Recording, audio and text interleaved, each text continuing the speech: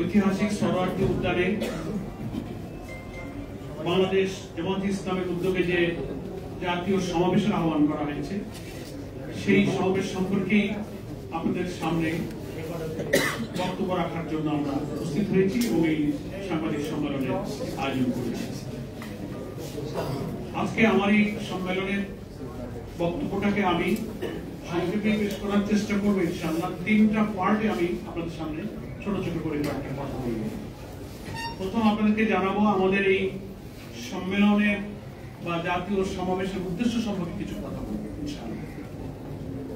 দ্বিতীয় পর্যায়ে আমাদের এই জাতীয় সমাবেশের ব্যবস্থাপনা ব্যাপারে গৃহীত কিছু পদক্ষেপ ব্যবস্থা ইত্যাদি আপনাদেরকে আমরা অবগত করব। তৃতীয়ত এ ব্যাপারে দেশবাসী এবং সাংবাদিক বন্ধুদের কাছে আমাদের কিছু আহ্বান পেশ করব। 3টা পার্ট। তো আপনারা ইতিমধ্যেই সবাই জেনেছেন যে এই জাতীয় সমাবেশ দীর্ঘদিন পর, অর্থাৎ বাংলাদেশ জামায়াতে ইসলামের উপরে স্বাধীনতার এই 54 বছরের বিভিন্ন সময় আমরা কিভাবে মজলুম হয়েছি, নির্যাতিত হয়েছি, সাংবিধানিক রাজনৈতিক সব অধিকার হার আমরা হয়েছি, সেই ইতিহাস আপনারা জানেন। 2024-এর জুলাই অভ্যুত্থানের মধ্য দিয়ে রাজনৈতিক পরিবর্তনের পর বাংলাদেশের মানুষের বাক স্বাধীনতা, রাজনৈতিক স্বাধীনতা, আমাদের সাংবিধানিক অধিকার যতটুকু আমরা ভোগ করতে পারছি, সেজন্য আমরা মহান আল্লাহ তাআলার কাছে শুকরিয়া জানাচ্ছি। এবং সেই সুযোগই আমাদেরকে এই জাতীয় মহাসমাবেশ আয়োজনের সুযোগ করে দিয়েছে, সেজন্য আমরা আল্লাহর কাছে খুব কৃতজ্ঞ এবং আপনাদের দেশবাসীর কাছে, প্রশাসন এবং যারা এই সমাবেশে সহযোগিতা করছেন তাদের প্রতি আমরা কৃতজ্ঞতা জানাচ্ছি। এই জাতীয় সমাবেশ ঐতিহাসিক সরোয়ার্দী উদ্যানে ইনশাআল্লাহ অনুষ্ঠিত হবে। সমাবেশে সভাপতিত্ব করবেন আমাদের প্রিয় আমিরে জামাত, বাংলাদেশের নতুন বাংলাদেশ গড়ার স্বপ্ন সারথী, কোটি কোটি মানুষের প্রিয় নেতা, যিনি বাংলাদেশের রাজধানী থেকে শহরে, নগরে, গ্রামে, বন্দরে যেখানেই তিনি ছুটছেন, সফর করছেন, লক্ষ লক্ষ মানুষ তার কথা শোনার জন্য, দেখার জন্য সেখানে ছুটে আসছেন। আমাদের সেই প্রিয় নেতা ডক্টর শফিকুর রহমান, তিনি সভাপতিত্ব করবেন।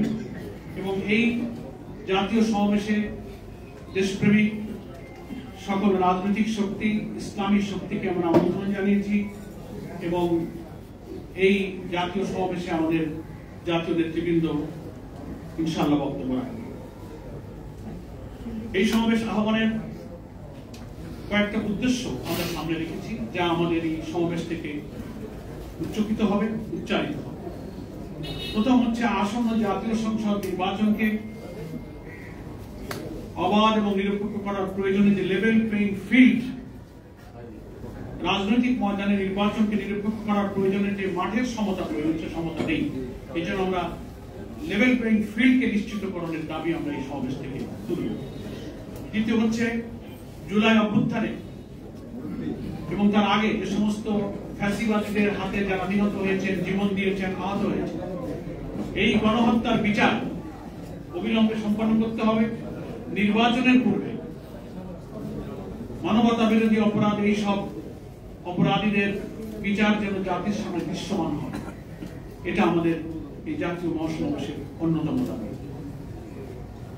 এরপর অবশ্যই নির্বাচন সুষ্ঠু করার প্রয়োজনে গণ আকাঙ্ক্ষা অনুযায়ী আমাদের কতগুলো রাষ্ট্রীয় অর্গান এবং বিভাগের মৌলিক সংস্কার শেষ করতে হবে।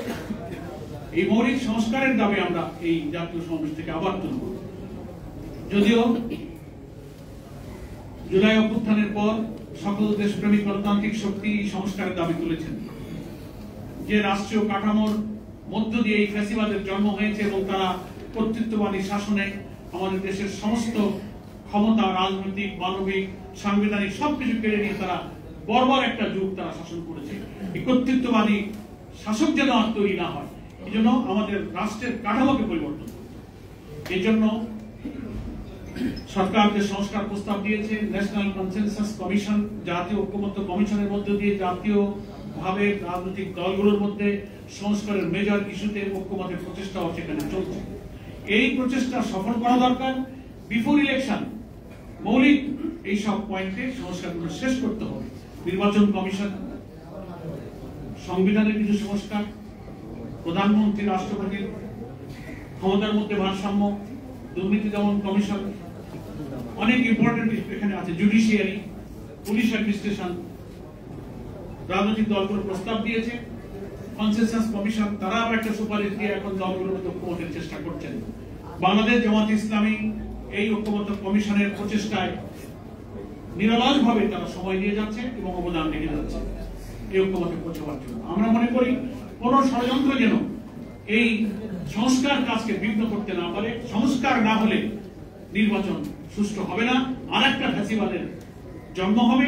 এবং আওয়ামী কালো যুগে যে নির্বাচন আমরা দেখেছি, দিনের ভোট রাতে হয়েছে, ভোট কেন্দ্রে মানুষ যেতে পারেনি, আমি আর ডামির ইলেকশন, এরকম কোন ইলেকশন দেশের মানুষ মেনে নেবে না বলে আমরা মনে করি বিফোর ইলেকশন অবশ্যই আমাদের এই সংস্কার কাজ শেষ করতে হবে। এই দাবি আমাদের জনসভা থেকে উত্থাপিত হবে। নেক্সট আমরা দাবি করেছি, জুলাই গণ অভ্যুত্থানে যারা শহীদ হয়েছেন প্রায় 2000, আহত হয়েছে 20,000-এর উপরে, শহীদদের পুনর্বাসন, আহতদের পুনর্বাসন এবং চিকিৎসা এখনো শেষ হয়নি। তাদের কান্না, তাদের চোখের পানি, তাদের আহাজারি এখনো চলছে। অনেকেই বিদেশে চিকিৎসার জন্য গিয়েছে, বাড়িতে বিনা চিকিৎসা এখনো কষ্ট পাচ্ছে, হাসপাতালে আছে। এই দাবি আমাদের জাতীয় সমাজ থেকে উত্থাপিত হবে। পিআর পদ্ধতিতে জাতীয় নির্বাচনের আয়োজন করার দাবি আমরা প্রথম থেকেই করে আসছি এবং এই দাবিতে ক্রমশ বাংলাদেশের উল্লেখযোগ্য রাজনৈতিক দলগুলো এখন একমত। দু একটা দল তাদের বিভিন্ন যুক্তিতে হয়তো দুঃখজনকভাবে এখন রাজি হয়নি।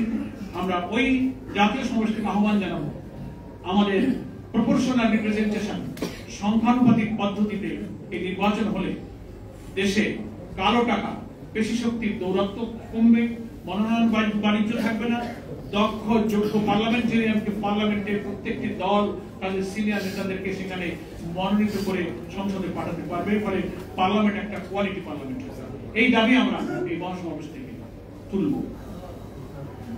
এরপরে আমরা প্রবাসী 1 কোটির বেশি ভোটার আছে যারা রুটি রুজি এবং শিক্ষা নানান প্রয়োজনে প্রবাসী অবস্থান করছে।